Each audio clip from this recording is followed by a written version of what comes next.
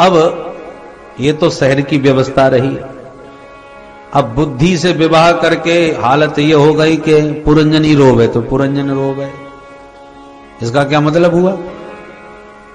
ये जो हमारी मति है वही बन गई श्रीमती, हमारी धर्मपत्नी। तो अब बुद्धि के इशारे पर हम लोग नाच रहे हैं। हमारी बुद्धि ने कह दिया कि चलो कथा सुने आ गए, तो आप चले कथा सुनने आ गए। और बुद्धि ने कह दिया अरे वे सब कथाएं हम सब सुनी सुनाई है, काय को समय बर्बाद करो, तो नहीं आए। कथा में कीर्तन हो रहा है और बुद्धि ने कह दिया चलो थोड़ा नाच लिया जाए, तो ठुमुक ठुमुक के नाचने लगे। और बुद्धि ने कह दिया नहीं नहीं आश्रम वाली बात है, नाचना न जाने ठीक लगेगा कि नहीं, चुपचाप शांति से बैठे रहो, तो चुपचाप बैठे रहे। तो जैसा जैसा बुद्धि कह रही है आप वैसा ही वैसा कर रहे हैं, बुद्धि का ही निर्णय आप मान रहे हैं। तो ये वही है देवी जी जिसके इशारे पर सारे पुरंजन नच रहे हैं। बोलो राधे। ये तो रही शहर की व्यवस्था। अब ये जरा देवी जी कौन है भाई जिससे कोई विवाह करना नहीं चाहता? बोले उस जरा देवी का नाम है वृद्धावस्था। बोलो है कोई संसार में जो बुढ़ा होना पसंद करे? कोई पसंद नहीं करता। जरा नाम बुढ़ापा, वृद्धावस्था को कोई पसंद नहीं करता। तो वृद्धावस्था बड़ी दुखी महाराज, हमको कोई अपनाना ही नहीं चाहता, तो हम कहां जाएं? चंडवेग ने कहा हमारे पास आओ, हम तुम्हें उपाय बताते हैं। मेरे पास गंधर्वों की एक सेना है, 360 काले और 360 गोरे। तो काले गोरे सैनिक कौन है? संवत्सरो चंडवेग। ये जो काल चक्र है वही चंडवेग गंधर्वराज है, जिसके पास दिन और रात रूपी काले और गोरे सैनिक हैं। दिन है गोरे सैनिक और रात्रि काले। रात्रि शब्द स्त्रीलिंग है, तो काली काली गंधर्वियां और गोरे गोरे गंधर्व। यही 360 गोरे और काले सैनिक और सैनिकाओं के सहयोग से जरा देवी ने सारी सेना को और पुरंजन के शहर पर आक्रमण बोल दिया। पकड़ के लाओ पुरंजन को। हम लोग सब पुरंजन हैं इस पुरी में।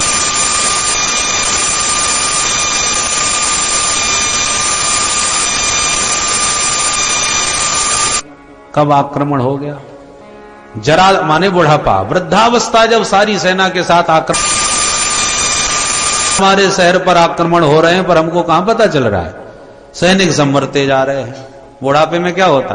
आंखों से दिखना बंद, एक सैनिक मारा गया। धीरे धीरे अब कानों से भी सुनना बंद, दूसरा भी गया। अब धीरे धीरे पैरों से भी चलना बंद, ये भी गया।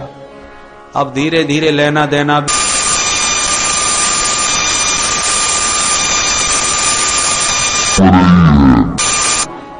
वो जब काल देवी का, जरा देवी का आक्रमण होगा तो सब ठंडे पड़ जाएंगे। और पुरंजन को पता ही नहीं चला कि आक्रमण शहर पर हो गया, वो महलों के भीतर सो रहे हैं। इसी प्रकार आप और हम भी महलों में सो रहे हैं, किसी को पता चलता है कि बुढ़ापा का आक्रमण हो चुका है। आपने अपने जीवन की बहुत सी तारीखें याद कर रखी होंगी। कौन सी तारीख में पैदा भये बता सकते हो? किस तारीख में शादी करी बता सकते हो? किस तारीख में बच्चे पैदा हुए वो भी बता सकते हो। पर किसी बुढ़े से पूछा जाए बाबा किस तारीख में बुढ़े भये, बोलो कोई बता सकता है? बुढ़े सब होते हैं, पर कब हुए, किस तिथि में हुए, बुढ़ापे की तारीख कोई नहीं जानता। क्योंकि वृद्धावस्था धीरे धीरे इस ढंग से आक्रमण करती है कि हमको पता ही नहीं चलता कि आक्रमण कब हो गया। अंगम गलितम पलितम मुंडम दसन विहीनम जातम तुंडम वृद्धो याति गृहीत्वा दंडम तदपि न मुंचत्याजा पिंडम। कि शरीर पर जब जरा देवी का आक्रमण हो जाएगा, सारी इंद्रियां शिथिल हो जाएंगी, मुंह पोपला हो जाएगा, बाल सफेद हो जाएंगे, और फिर भी डंडा लिए घूमते फिरोगे। आशा का पिंड संसार का फिर भी नहीं छूटता, इसलिए गोविंद का भजन करो। तो जरा देवी ने महलों में भीतर घुस के पकड़ लिया पुरंजन, और इसी प्रकार से हम एक पुरी से दूसरे पुरी में पुरंजन घूमते फिर रहे हैं, पर जहां से आए हैं वहां लौटने का ध्यान ही नहीं। अरे भाई आप सूरत से आए हो अपना घर छोड़ करके सुखताल, अब आराम से रहो, घूमो फिरो, डोलो, कहीं भी जाओ, चलो यहां तक आए एक दिन हरिद्वार भी घूम आते हैं, ऋषिकेश भी डोल आते हैं, सब जगह घूमो, पर घूमने फिरने के बाद घर तो कम से कम याद रखो कि लौट के घर भी वापस पहुंचना है। जो यात्री घर को ही भूल जाए वो तो भटक जाएगा, पागल हो जाएगा। ऐसी हम सब पुरंजन जिस घर से निकले हैं उस घर को भूल गए, इसलिए भटकते फिर रहे हैं। आज मानव शरीर मिल गया, हो सकता है फिर लुढ़क जाए। अरे मानव शरीर के बाद तो आप बुद्धिमानी से घर लौट सकते हो, परंतु नहीं लौट पाए तो फिर भटक जाओगे 84 शहरों में। 84 लाख शहर हैं। परिणाम क्या होगा? पुरंजन भी भटक रहा था, कभी किसी देह में कभी किसी देह में। घर वापस कब पहुंचा? जब पुराना मित्र ही पंडित बन के आ गया, हाथ पकड़ के समझाने लगा, तू मेरा साथी है, मेरा मित्र है, और घर से घूमने निकला था, अभी तक घर नहीं लौटा, चल अपने घर। तब जब ज्ञान हुआ तो पुरंजन साथी के साथ घर गया। ठीक इसी प्रकार हम लोग तब तक भटकते रहेंगे जब तक परमात्मा स्वयं ही किसी श्रेष्ठ संत सदगुरु के रूप में प्रकट होकर पधारें और हमको हाथ पकड़ के समझावें, घर की याद दिलावें, माया के ओ पुजारी आगे की कुछ खबर है, इस घर से और बढ़कर एक दूसरा भी घर है। जब अपने घर की याद दिलाता है कोई संत, कोई सदगुरु, तो सत्संग में जब घर की बातें सुनते हैं तब घर याद आता है। और ये पुरंजन रूपी जीवात्मा सब प्रपंच को छोड़ करके अपने साथी के साथ घर लौट जाता है। इसलिए परमात्मा किस रूप में आए? अभिज्ञात पंडित बन के आया था पुरंजन को लेने, ऐसे ही परमात्मा मुरली मनोहर बन के नहीं आएगा। न जाने के भेष में नारायण मिल जाए। पुरंजन नहीं पहचान पाया अपने साथी को, पर अभिज्ञात पहचान गया। ऐसे ही परमात्मा सदगुरु के रूप में वेश बदल करके आता है। गुरु साक्षात परब्रह्म, वो परब्रह्म ही तो सदगुरु के रूप में आत्मज्ञान कराने आया है कि तू क्या है और अपने को क्या समझे बैठा है, कहां भटकता फिर रहा है। परदेश परदेसी ही होता है, घर घर ही होता है, और जब तक हम परदेसी घर नहीं पहुंच जाएंगे तब तक विश्राम कभी नहीं मिलने वाला। घर झोंपड़ी का भी होगा तो चैन की नींद आएगी, अपना घर है। और परदेश की सुविधाएं तो 2-4 दिन की हैं, 2-4 दिन तो अच्छा लगता है और चैन घर में मिलता है। ऐसी जब तक हम लोग अपने घर को याद करके घर नहीं पहुंचेंगे तब तक जीवन में किसी जीव को कभी विश्राम मिलने वाला नहीं है। बोल भक्तवत्सल भगवान की। इस बात को सुनकर के तो प्राचीन वर ही गदगद हो गए। नारद जी से बोले, गुरुदेव आपने तो मेरे घर की याद दिला दी, मैं कौन हूं क्या हूं आपने पहचान करा दी। नारद जी प्रसन्न हो गए, आशीर्वाद दिया और प्रस्थान किया। सुखदेव जी कहते हैं, राजन इन्हीं प्राचीन वरही के 10 पुत्र प्रचेतागण हो गए। जिन प्रचेता गणों ने कठोर तपस्या करके नारद जी से एक दिन पूछा, बाबा ये बताओ भगवान को सबसे जल्दी प्रसन्न करने का उपाय क्या है? नारद जी कहते हैं 3 बातें जीवन में उतार लो, प्रभु तुरंत प्रसन्न हो जाएंगे। 3 बातें कौन कौन सी? दयया सर्वभूतेषु संतुष्ट्या येन केन वा सर्वेन्द्रियोपशान्त्या च तुष्यत्यासु जनार्दनः। सर्वेन्द्रियोपशान्त्या च तुष्यत्यासु जनार्दनः। जनार्दनः आसु तुष्यति, भगवान शीघ्र प्रसन्न हो जाते हैं। कब? पहला सूत्र, सर्वभूतेषु दयया, जीव मात्र पर दया करो, प्राणी मात्र पर। व्यक्ति विशेष पर या जीव विशेष पर दया करोगे तो मोह के बंधन में बंध सकते हो। और सर्वभूतेषु दयया, जितना प्यार हम अपने बच्चे से करते हैं उतना ही प्यार प्रत्येक बच्चे से हो जाए तो प्रेम व्यापक हो जाएगा। प्रेम जब अनंत हो गया तो रोम रोम संत हो गया। प्रेम सीमित होगा तो बंधन में बंधेगा और अनंत हो जाएगा तो प्रभु प्राप्ति का मार्ग प्रशस्त करेगा। यही अंतर है।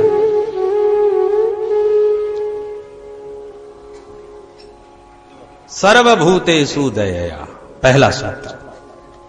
दूसरा, प्रभु ने जो भी दिया है, जितना दिया है, जैसा भी दिया है, उसमें संतुष्ट रहे। भगवान की बड़ी कृपा है, प्रभु की कृपा का अनुभव करके संतोष करे। हम लोगों की आदत क्या है, जो मिला है वो नहीं दिखता, जो नहीं मिला है बस उसी को ताकते रहते हैं, ये और मिल जाए। जीवन में उसका कोई अंत नहीं है। आपसे ऊपर भी बहुत हैं और आपके नीचे भी बहुत हैं। तो आप नीचे वालों को देखो तो तुम्हें अपनी ऊंचाई का पता चल जाएगा कि हम कितने ऊंचे हैं। पर हम लोग नीचे देखते ही नहीं, हम तो ऊपर ताकते रहते हैं, इसलिए असंतोष व्याप्त रहता है। संतुष्टिया येन केनवा, भगवान ने बहुत दिया है, ये सदा अनुभव करो। लाखों लोग संसार में अंधे हैं, भगवान ने उन्हें आंख नहीं दी। भगवान ने आपको तो बढ़िया आंखें दी हैं, दुनिया को देख रहे हो, तो उन लाखों अंधों से आप श्रेष्ठ हुए कि नहीं? आपकी ऊंचाई आपको कब दिखाई पड़ी? जब हजारों अंधों पर ध्यान गया। लाखों बहरे हैं, सुन ही नहीं सकते, आप तो भगवान की कथा प्रेम से सुन रहे हो, कान दिए हैं ठाकुर जी। लाखों लंगड़े हैं, चल नहीं पाते, घसट रहे हैं बेचारे, तुम तो दौड़ लगाए रहे हो। अरे स्वस्थ मनुष्य शरीर मिला है तो समझ लो आप लाखों से नहीं, करोड़ों से श्रेष्ठ हो। अब उन लाखों करोड़ों से भगवान ने तुम्हें श्रेष्ठ बनाया, सुंदर बनाया, सारे अंग आपके स्वस्थ हैं, तो आप कितने ऊंचे पर बैठे हो, जरा सोचो। एक व्यक्ति का पैर इतना बड़ा था कि उसके नंबर का कहीं जूता ही नहीं मिलता था, स्पेशल उसे बनवाने पड़ते थे। एक दिन अचानक उसका जूता खो गया, कहीं गिर गया, तो अब दुकान दुकान में ढूंढता फिरे, भैया जूता मिल सकता है? लोग पैर देखते ही हाथ जोड़ लेते, माफ करना, ऑर्डर दे जाओ तो व्यवस्था कर देंगे, नहीं मिलने वाला। कई दुकानें ढूंढी, अंत में दुखी होकर दुकान में बैठा बैठा बोला, भगवान ने मेरे साथ कितना अन्याय किया, ऐसा बड़ा पैर बना के रख दिया, मैं परेशान हो रहा हूं, जूता ही नहीं मिल रहा। बड़बड़ाता हुआ भगवान को उल्टा सीधा बोलता हुआ जैसे ही बाहर दुकान के निकला तो एक व्यक्ति के पैर में लकवा मार गई थी, तो हाथों से घसटता हुआ जा रहा था सड़क में। जब उसे उसने ध्यान से देखा तो तुरंत बोला, हे प्रभु बड़ी कृपा करी मेरे ऊपर, कम से कम पैर तो दिए हैं, बुरे भले जैसे भी सही पैरों पर तो चल रहा हूं, घसटना तो नहीं पड़ रहा। अरे प्रभु आपकी बड़ी कृपा है। तो जब अपने से नीचा दिखाई पड़ा तो अपनी ऊंचाई का पता चला। इसलिए संतुष्टिया येन केनवा, जो दिया है प्रभु की उस कृपा का अनुभव करो। और तीसरा सूत्र, सर्वेंद्रियोपशांत्या च, इंद्रियों को चाहे जितना जीवन भर विषय भोग कराओ, कभी वैराग्य होने वाला नहीं है। इनमें संयम के कोड़े ही मारने पड़ेंगे, तभी ये घोड़े बस में होंगे। बोलो राधे राधे। तो संयम के साथ इंद्रियों को वशीभूत रखे। इन तीन बातों का जो अभ्यास करता रहे, जनार्दन आशुतुष्यति, प्रभु ऐसे साधकों पर बहुत जल्दी प्रसन्न हो जाते हैं। इसके साथ ही चतुर्थ स्कंद संपन्न। बोल भक्तवत्सल भगवान की जय। आइए पंचम स्कंद में प्रवेश करते हैं, और पहले भगवान का नाम स्मरण कर लें ताकि थोड़ा सी उदासीनता चली जाए और जोश आ जाए भगवान नाम की महिमा से। देखो भगवान का जो नाम है ना, वो हाजमोला की गोली का काम करता है। भोजन ज्यादा हो जाए तो एक हाथ गोली गटक लेना चाहिए, पच जाए। तो भगवान नाम से सारा सत्संग का सुना हुआ हृदयंगम हो जाता है, हजम हो जाता है। इसलिए आइए प्रेम से गाइए। अरे मैं तो जपूं सदा तेरा नाम, दयालु दया करो। मैं तो जपूं सदा तेरा नाम, दयालु दया करो। मैं तो जपूं सदा तेरा नाम, दयालु दया करो।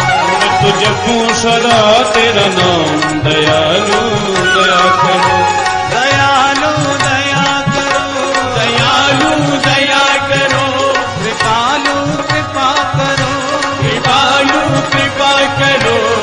जपूं सदा तेरा नाम दयालु दया मैं तो जपूं सदा तेरा नाम दयालु दया करो।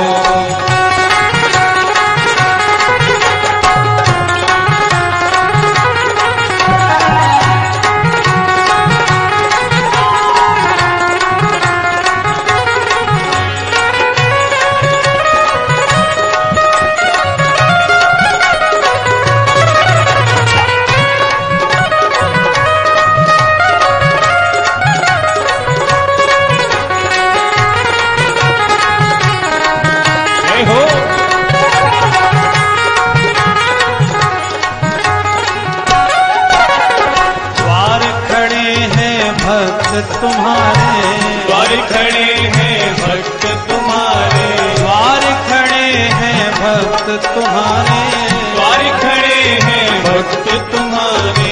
अपनी दया के खोलो द्वारे, अपनी दया के खोलो द्वारे, अपनी दया के खोलो द्वारे, अपनी दया के खोलो द्वारे। पूरन हो सब काम दयालु दया निज पूर्ण हो सब काम दयालु दया कर। ओ मैं तो जपूं सदा तेरा नाम दयालु दया मैं तो जपूं सदा तेरा नाम दयालु दया कर।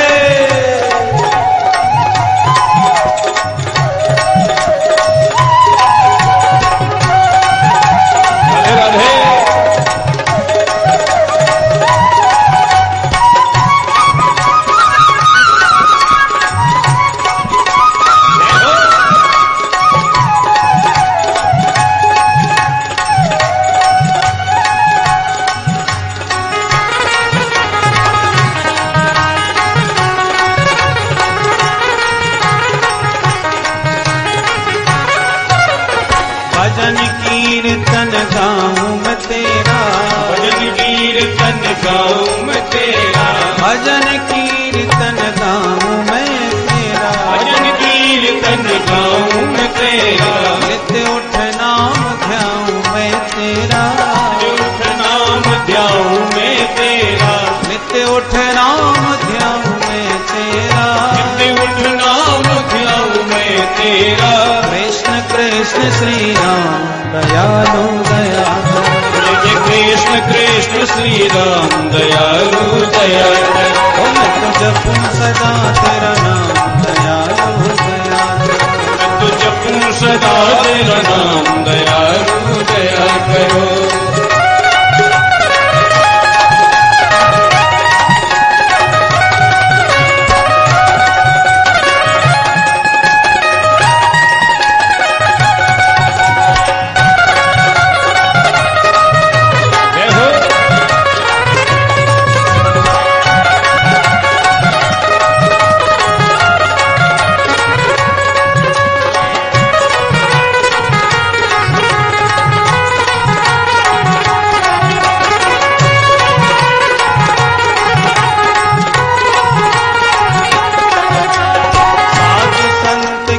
संगति देना, साधु संत की संगति देना, साधु संत की संगति देना, साधु संत की संगति देना।